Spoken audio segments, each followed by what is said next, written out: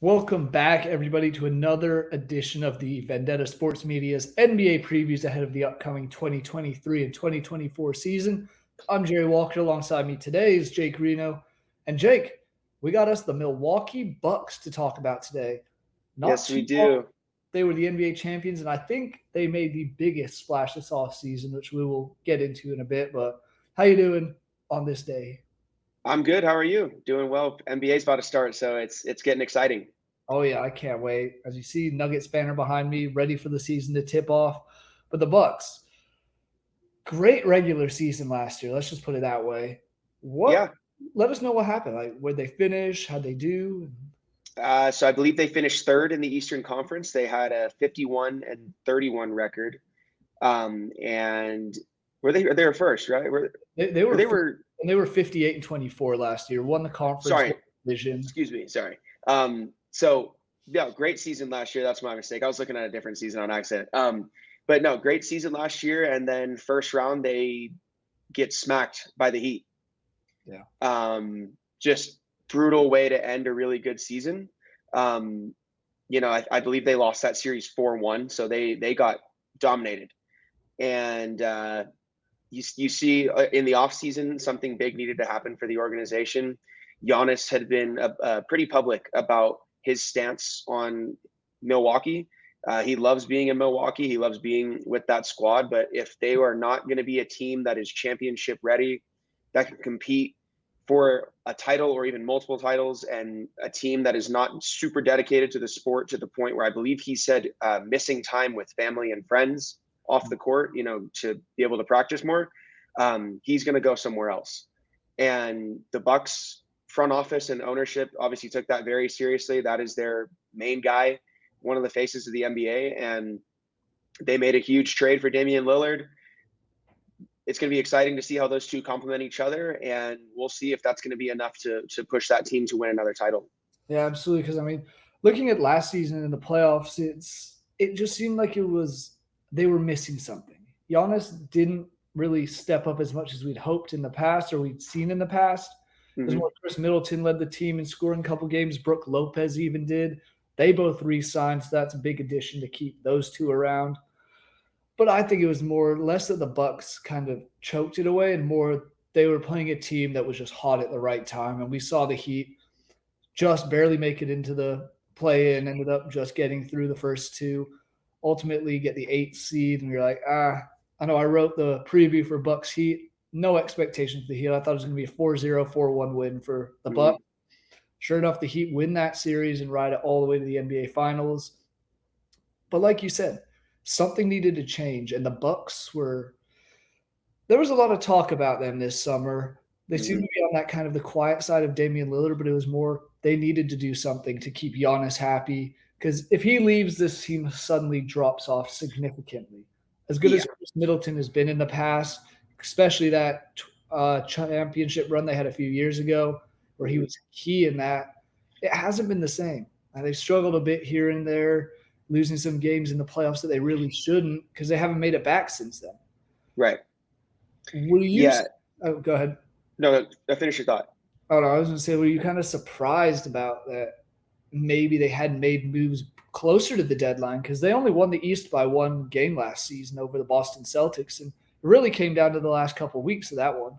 Mm-hmm. Yeah, I just to add to what you were saying, I really like Chris Middleton for this team. I think he's a great guy, but like you said, he's not a face of the franchise. He's not somebody that can carry this team. So it was really important for them to do something sneaky team in that Damian Lillard saga that lasted forever and had so many people, wondering where this guy's going to end up. And it's actually funny that they, got him over the Heat, right?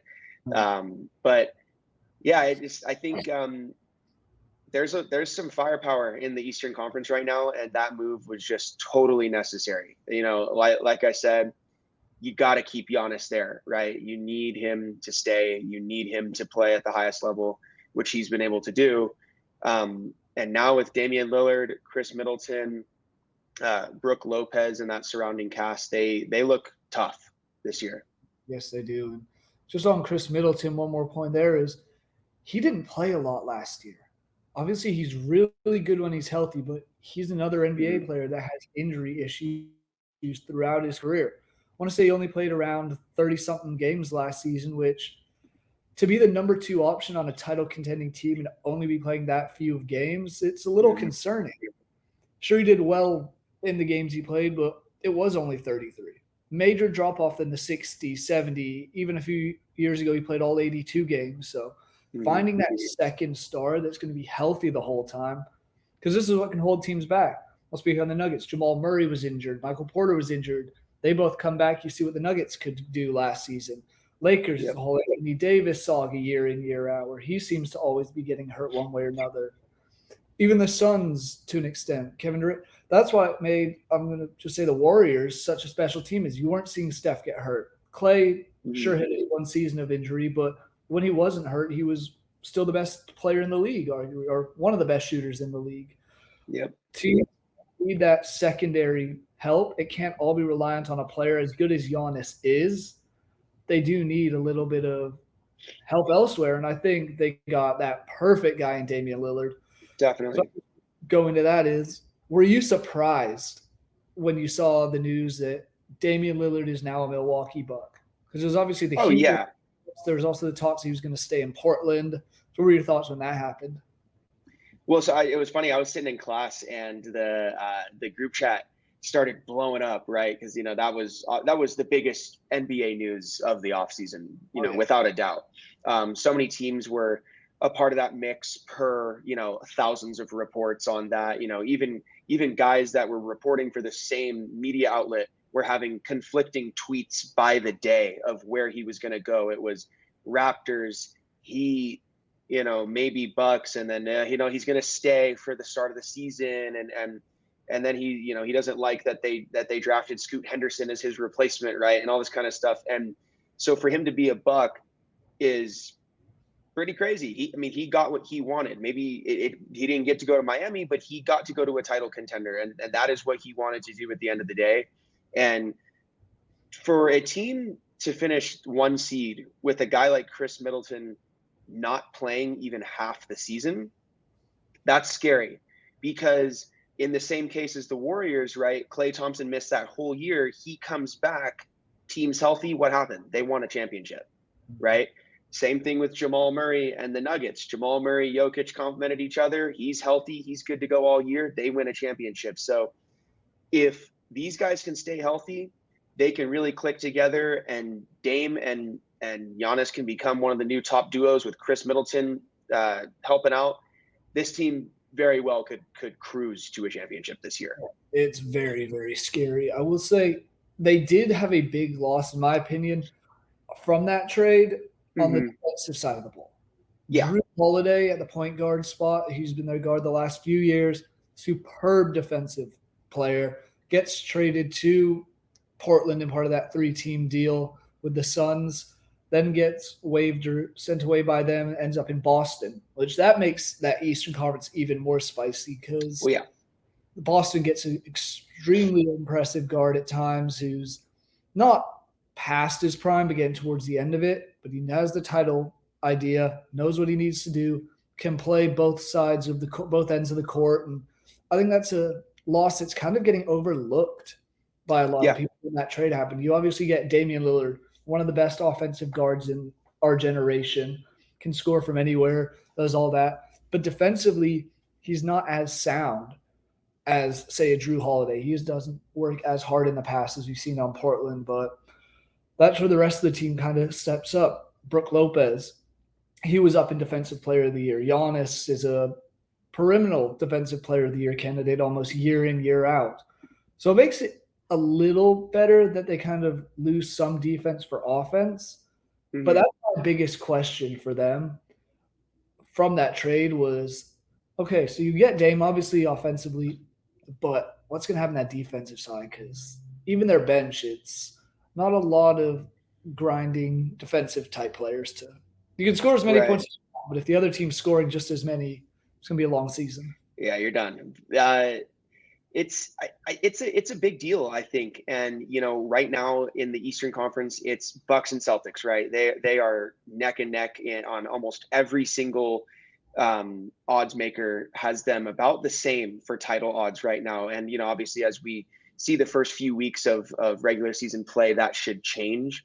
But, a lot of people in the basketball world were saying, did the Bucks unintentionally shoot themselves in the foot with this, right? Because he went over to Portland, boom, he goes to what should be this year their number one rival, their number one competitor to get to the NBA Finals, right? That is going to be the team that will likely stand in their way. We could be wrong. The Heat could have another crazy year, but let's assume that it's going to be Celtics Bucks neck and neck.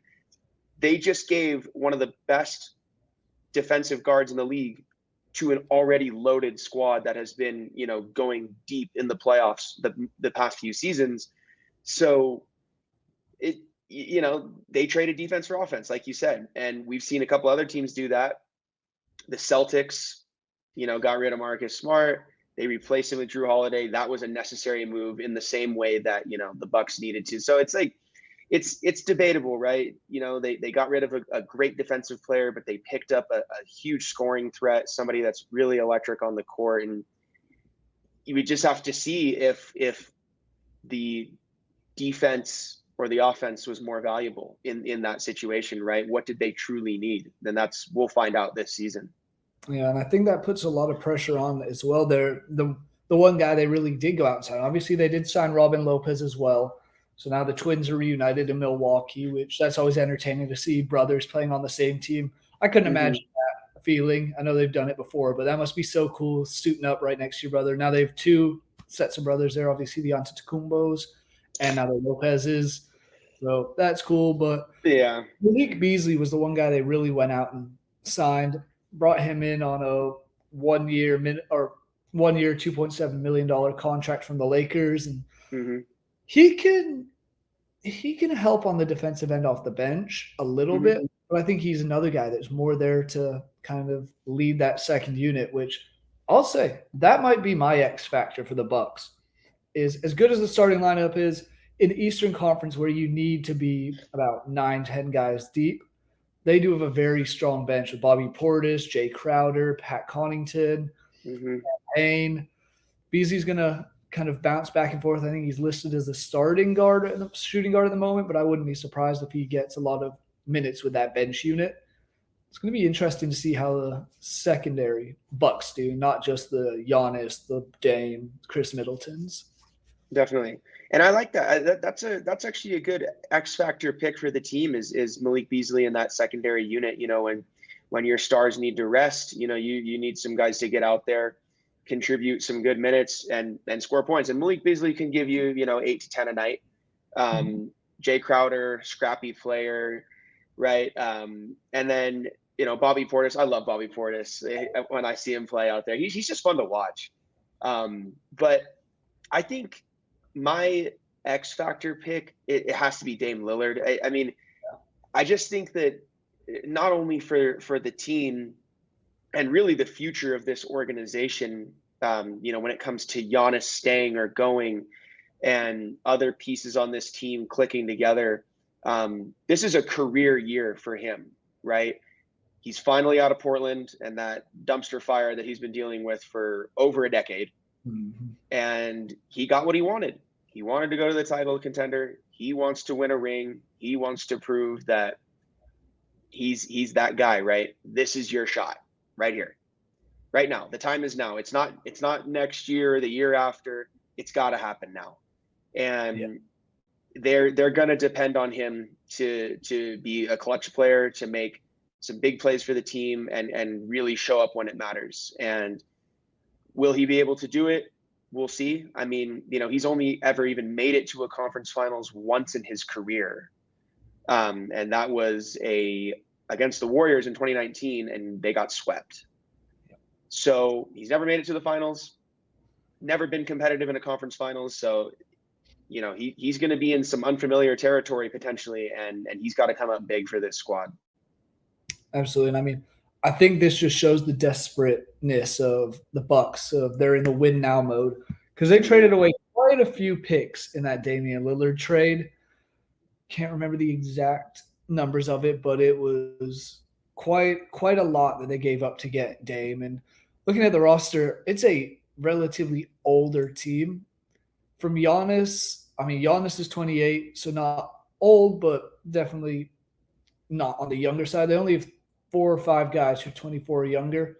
Went out and Mhm. drafted Timmy this year from Gonzaga, Amari Moore, waived both of those players. So it's not like they're really building for the future in this Dame move. Dame's 33. Yeah. One of the older, Lopez's are both 35, right? yeah, Lopez is Jay 35. Crowder, He's Jay Crowder's in 33, his 30s. Yep. 32. So it's definitely an aging team, and their window's not going to be open for much longer. No. So this seems like this year, maybe next year, the 2 years that they're really going to have to go all in. And I wouldn't be surprised. This might be a bold prediction. We see them try and make another move, kind of make some trades near the deadline in February. It's Yeah. a lot to look out for this Bucks team because obviously they have star power, but how's it all going to work together? Can they Mhm. both play? Because Giannis obviously plays with the ball a lot. Dame does as well. So it's always that Yeah. question of how It's guys. gonna be about sorry. No, I was gonna say, hey, It's go ahead. Yeah, you're good. sorry. It's gonna be about health though. And I mean I know it's like kind of obvious, but I mean to add to the aging of this team in the window, it's like if Chris Middleton can't stay healthy or if something happens, I mean it's an 82 game season, a lot can happen in that time period. It would just crush them, and the older you get, the harder it is to bounce back from serious injuries. And we've seen that numerous times. But this is a really, really, really big year for this organization. Besides winning a championship, this could be the most important season. I mean, this is the fate of this organization because, like we've said, Giannis seems to be cool with leaving. He loves the place, but he's not going to stay loyal to it for his whole career if that's not the most viable option. So they got to stay healthy. They got to click together, and they got to make a deep run this year. I mean, you could say title or bust this year for them. I think that'd be a fair way to kind of lay out their season. Oh, absolutely. I mean, you go out and get one of the premier point guards in the league. It really is. You're going all in. You've shown your hand. You know what you need to do, and you know what's expected. So it brings me to kind of the wrap-up question of this is 58-24 last year. Do they improve on that record, do you think, this year? And do they kind of what's your prediction for this upcoming season for the Bucks? I could see them finishing over or under like 2 or 3 games of that. So I could see them winning 60 games this year. I don't think that that's an unreasonable take. I could see them being slightly worse than that as well, but I do think that over at least, let's say 54 Yeah. 54 wins this year. I think over that would be a pretty comfortable take. And beyond that, I mean, it's just that just be turning a pretty good season into a great season. So if they could perform like that last year without Chris Middleton, like we said, him healthy, Dame, who knows? They could be a very, very scary team to play. Yeah, absolutely. I'm kind of leaning towards that 60 and up to an extent. I do think Dame adds a lot. I like that two games on either side possibility, but I'm going to go with I do think they break 60 because I think this year they're going to need 60 wins to win the Eastern Conference. I think the Celtics are going to come out hot. 76ers, who knows what's going to happen with them. Obviously, all the James Harden stuff. I think the Miami Heat improved significantly from their 44 wins last year. So Mhm. pressure will be on. There's some other teams in the East that are getting better and better as time goes on, but I'm thinking they're going to have to win at least 60, and I think they get right around that 60-win mark. I think it also in the playoffs comes down to them and the Celtics. I know that's easy to say, and that's kind of how, as you were saying earlier, all bettors are looking at it, but that's kind of where I'm standing. I think the winner of that will win the Eastern Conference. Said that last year, and the Heat beat both of them, so Yeah. shows I really know. But Yeah. it's going to be fun. Any other final points you want to make and discuss on the Milwaukee Bucks? Title or bust. That's where I'm at with them. Title or bust. They have about a 2-year window, I think. Yeah. Couldn't agree more. Jake, it's been a pleasure as always. Thank you guys, the viewers, for checking out this episode of our NBA previews. Was the Milwaukee Bucks. Make sure you go and check out all the other 29 team previews at our YouTube channel, Vendetta Sports Media's YouTube page. Check out our written previews on the website, vendettasportsmedia.com. See you guys next episode. Thanks for watching.